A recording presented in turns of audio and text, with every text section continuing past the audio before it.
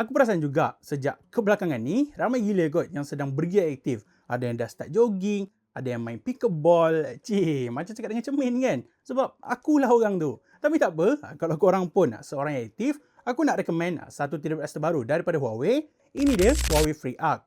Dan apa yang best pasal earbuds ni, dia punya main highlight lah. Yang mana tujuan dia hidup adalah untuk kita menghayati setiap lagu yang didengar sambil kita kekal berwaspada pada keadaan sekeliling. Senang cakap, dia memang ada fungsi transparansi atau ambient mode lah secara semula jadi. Cuma satu je, bila bercakap pasal open ear design ni, akan ada satu benda yang sedikit spoil, iaitu sound quality yang terasa boring atau hampir merata. Aku perasan yang Huawei Free Arc ni, dia kurang berkemampuan untuk hasilkan bass yang terlalu bumi atau energetik. Jadi kalau korang ni bass head, korang akan rasa kurang engaging lah masa dengar lagu. Namun apa yang shock bagi aku, dia punya audio tu tak adalah 100% flat pun. Aku still suka dengan betapa forward dan terasa cleannya mix yang dia deliver. Sebagai contoh, kalau aku dengar lagu pop, bawa dia kembali daripada mahal ini, aku masih boleh dengar dengan jelas tau suara yang dirontakkan. So itu yang best. Dan obviously, untuk korang yang bersukan, korang juga tak perlu risau sebab TWS ni dah set datang dengan IP57 rating berserta ear hook atau C-bridge design untuk buatkan keberadaan dia lagi secure lah di telinga semasa kita lakukan aktiviti lasak.